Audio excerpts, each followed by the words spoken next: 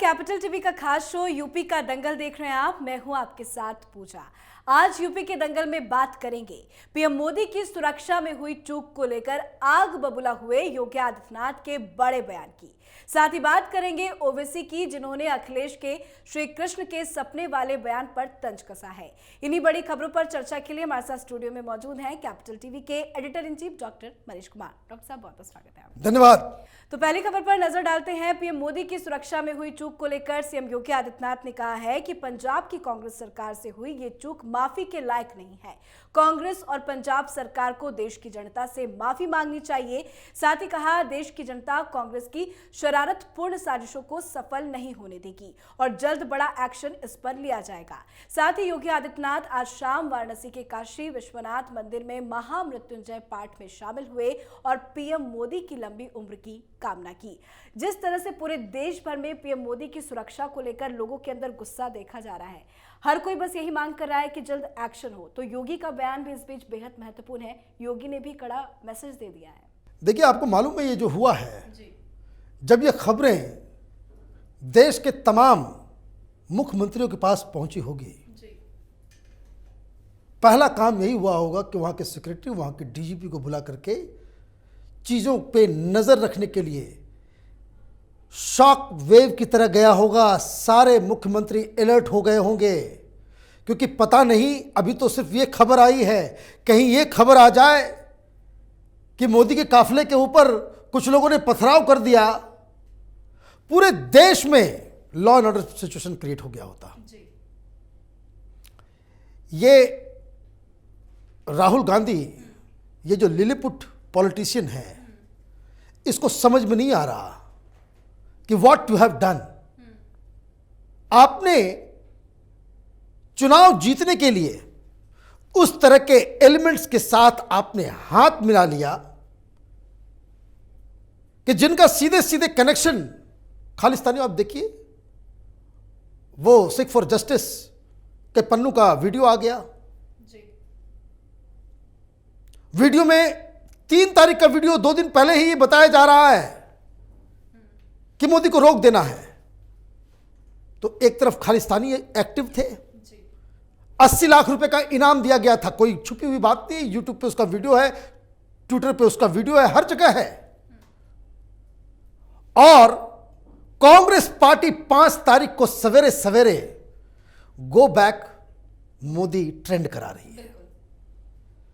तो ये तो सीधा सीधी मिली भगत है। ये पन्नू आईएसआई का दलाल है।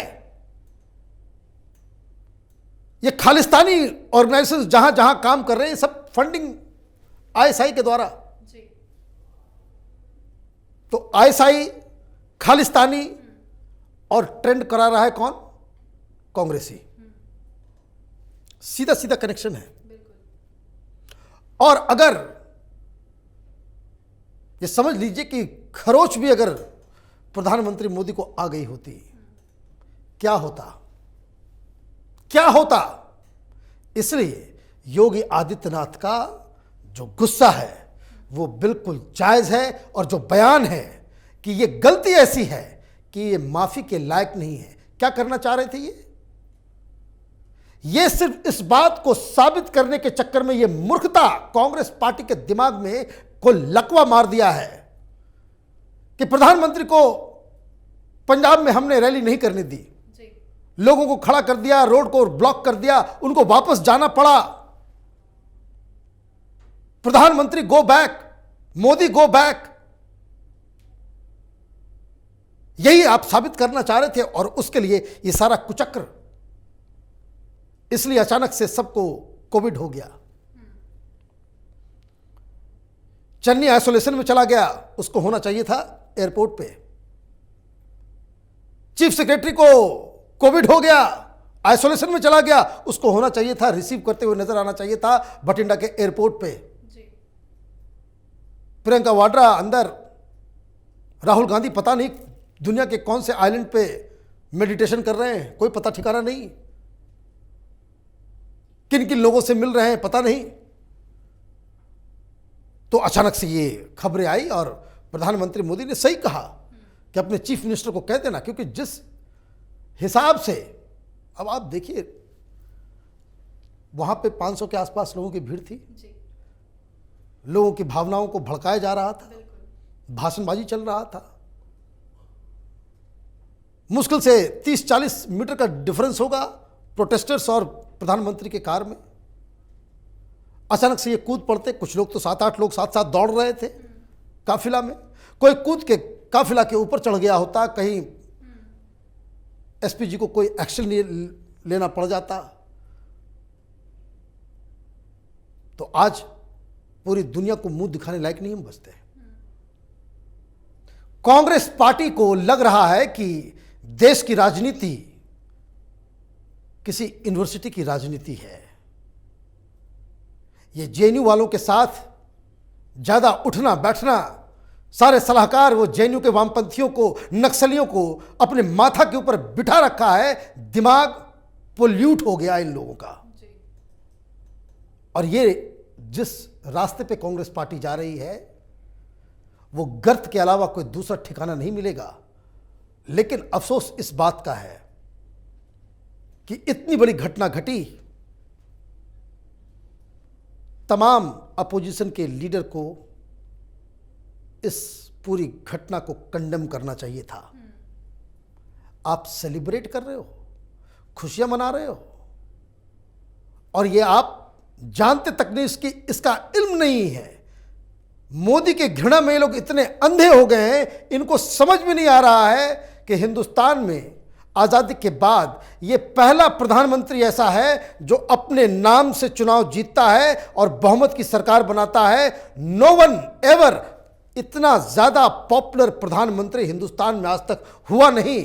और उसको ज़रा सा भी खरोच आ जाएगा, इस देश में क्या होगा नहीं होगा वो तो भगवान ही जानते हैं। बिल्कुल, और ऐसे में योगी आदित्यनाथ का गुस्सा भी लाजमी। बिल्कुल। दूसरे खबर पे भी नजर डाल लेते हैं। अखिलेश यादव के भगवान कृष्ण के सपने में आने वाले बयान पर तंज कसते हुए ओवैसी ने कहा है कि भाजपा राम को देखती है और अखिलेश कृष्ण को देखते हैं। अखिलेश यादव के सपने में आकर जब भगवान श्री कृष्ण ने कह दिया कि तुम मुख्यमंत्री बन रहे हो तो फिर चुनाव की जरूरत क्या है। इसके बाद ओवैसी ने कहा कि मेरे ख्वाब में भी मुजफ्फरनगर के मुसलमान आ रहे हैं और कह रहे हैं कि अब सपा को वोट नहीं देंगे। हालांकि ये खबर जब आई थी तो आपने कहा थी कि ओवैसी चुप नहीं बैठेंगे, और वही हुआ। अभी बहुत मजाक उड़ने वाला है अखिलेश यादव का।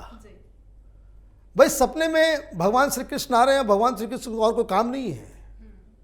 आपने तो यादवों के वोट को, मंदिर के इशू को साइड करने के लिए इस तरह का बयान दे दिया। रियल सेंस में इस बयानबाजी, ये जो प्रो हिंदू बनने की जो कोशिश अखिलेश यादव की हो रही है, कि अचानक से इनको राम मंदिर भी अच्छा लगने लग गया, कृष्ण मंदिर भी ये बनाने में जुट गए, सपने में श्री कृष्ण भी आने लग गए, और काशी विश्वनाथ का प्रोजेक्ट हमने बनाया है। ये आप जब क्लेम करने लग जाओगे, इसका मतलब है कि आप एक सिग्नल दे रहे हो हिंदू वोटर्स को कि हम एंटी हिंदू नहीं है। तो जालीदार टोपी पहन के भोलेनाथ, भगवान राम और श्री कृष्ण इसकी बात करना, ये हिपोक्रेसी है। और ये पढ़े लिखे आदमी हैं ओवैसी, इन्होंने जड़ से पकड़ लिया। कहाँ हमला किया है? वो हमला किया है वेस्टर्न यूपी के ऊपर। वेस्टर्न यूपी में मुस्लिम वोटर्स बहुत ज़्यादा संख्या में हैं। वहाँ ज़रा सा भी, मैं बार बार कह रहा हूँ, इस बात को ध्यान रखिएगा, ये कहीं कोई इस तरह की एनालिसिस कोई नहीं कर रहा। ओवैसी उन कॉन्स्टिट्यूएंसीज में अच्छा परफॉर्म करेंगे जहाँ मुसलमानों की जनसंख्या, वोटर्स की जनसंख्या 60% 50% से ज़्यादा है। और इस तरह के करीब 70-80 कंस्टिट्यूंसीज़ हैं, और उसमें बहुत बड़ा चंक वेस्टर्न यूपी का है। और जब वेस्टर्न यूपी में, जब मुजफ्फरनगर का नाम इन्होंने क्यों लिया कि मुजफ्फरनगर के मुसलमान इनके सपने में आ रहे हैं और वो कह रहे हैं कि समाजवादी पार्टी को वोट मत देना, ये इशारा है कि जब अखिलेश यादव मुख्यमंत्री थे तो उनके नाक के नीचे मुजफ्फरनगर में भयंकर दंगा हुआ, शामली में, मुजफ्फरनगर में। और वहाँ मुसलमानों की जो मौत हुई, वही जिनकी मौत हो गई है, वही सपने में आ रहे हैं ओवैसी के, और वो बोल रहे हैं कि सब काम करना लेकिन इस सपा को वोट मत देना। ये दंगा कराने वाली पार्टी है। ये मुसलमानों के खैरात पे, मुसलमानों के वोट पे ये मुख्यमंत्री तो बन जाता है और बाद में हमारे ही ऐसी की तैसी करवाता है। ये लाइन है ओवैसी की, और ये लाइन बहुत ही अनकंफर्टेबल होने वाला है समाजवादी पार्टी के लिए। इसलिए जिसका जो खेल है उसको खेलना चाहिए। समाजवादी पार्टी हैं आप, आपको उन मुद्दों को उठाइए जो देश के गरीबों, पिछड़ों, उन लोगों से जुड़ा हुआ है।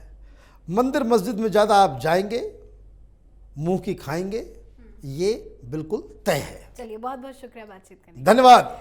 तो विधानसभा चुनाव से पहले उत्तर प्रदेश में आरोप प्रत्यारोप का दौर जारी है। हर कोई एक दूसरे पर हमलावर है और एक से बढ़कर एक बयान सामने आ रहे हैं। यूपी के चुनाव से जुड़ी हर खबर पर कैपिटल टीवी की नजर बनी हुई है। देखते रहिए कैपिटल टीवी का ही channel capital TV Uttar Pradesh. नमस्कार।